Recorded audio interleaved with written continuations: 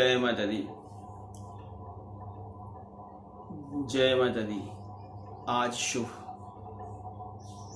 नवरात्रि का तीसरा दिवस है। माँ के भक्तों के लिए आज शुभ गणगौर तीज है। सौभाग्य सुंदरी तीज कहते हैं। अपराह्न वेला तक बहुत ही शुभ यह समय है। सोमवार का दिन और सौभाग्य सुंदरी गणगौर तीज। इस दिन जो भी अपने सुहाग की कामना से मां भगवती की आराधना की जाती है वह अवश्य सिद्ध होती है।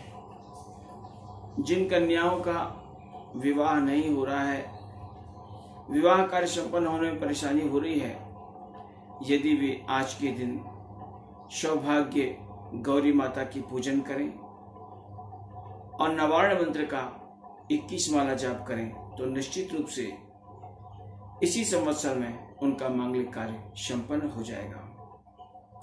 बोली भागवत भगवान की जय। श्री भागवत महापुराण में ऋषभ देव की कथा क्रमशः ऋषभ देव जी महाराज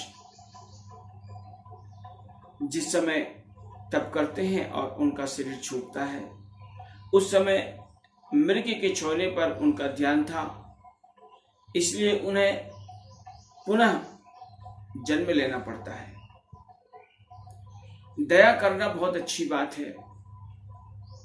उन्होंने एक मृग के छोने पर दया किया और उसे मृत्यु के ग्रास से बचा लिया, परंतु आसक्त नहीं होना चाहिए। उन्होंने दया किया, करुणा किया, लेकिन उनके मन में आसक्ति आई।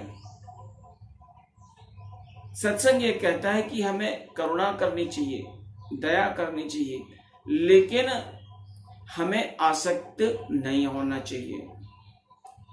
इस संसार में हम प्रेम करें, सभी से करुणा करें, धन कमाएं, ऐश्वर्य प्राप्त करें, सब कुछ भौतिक सुख सुविधाएं प्राप्त करें, लेकिन हम उन भौतिक सुख सुविधाओं के पीछे आसक्त ना हो, मोह का त्याग करें।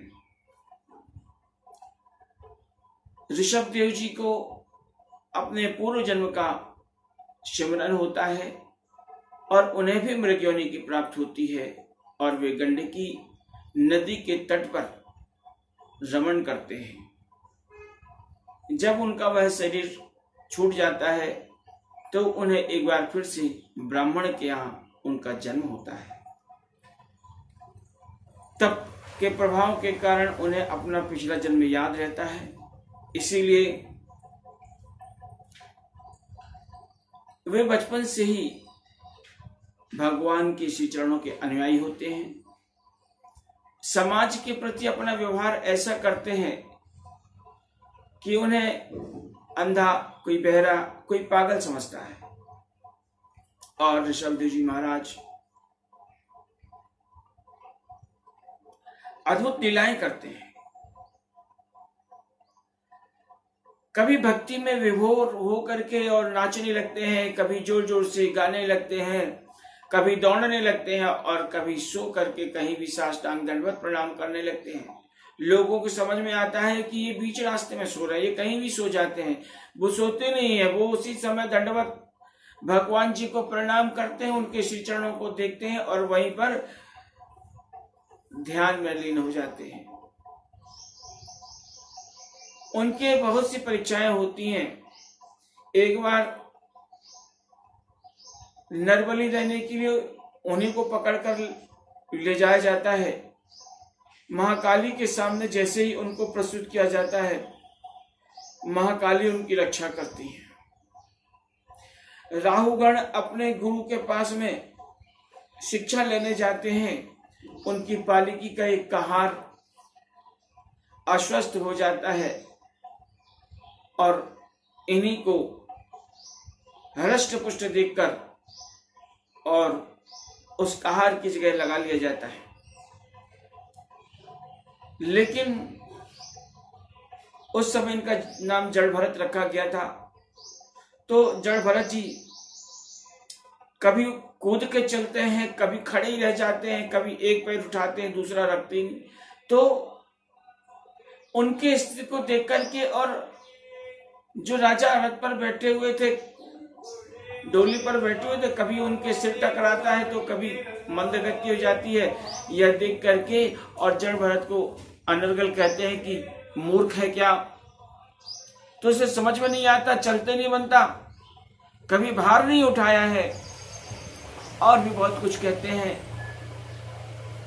जब ज्यादा कहते हैं तो जड़ भरत जी हाथ जोड़कर प्रणाम करते हैं और कहते हैं, हे राजन, भार उसके लिए होता है जिसे भार उठाना पड़ता है, मार्ग उसके लिए होता है जिसे चलना होता है, जिसको चलना ही नहीं उसके लिए क्या मार्ग। जिसे कभी भार उठाना ही नहीं है उसके लिए कोई बोझ की बात ही नहीं होती। मैं और मोर तोर में माया ये जो है, जहां जहां जो कुछ मेरा मेरा दिखाई देता है ना, और जहां तक तेरी आंख में दिखाई देता है, समझ ले कि वो सब भगवान की माया है। और जैसे इस प्रकार से कहते हैं कि ये मिट्टी का वचन है तो है क्या, हवा है, पानी है, जल है या आकाश है। तो इस प्रकार से हवा, पानी, जल और आकाश है तो किसे बोझ कहता है। तो इस प्रकार से राहुगण जड़ भरत की बात सुनते हैं और उन्हें साष्टांग प्रणाम करके, गुरुदेव को प्रणाम करके उनसे दीक्षा प्राप्त करते हैं। बोलिए गोविंद कृष्ण भगवान की जय।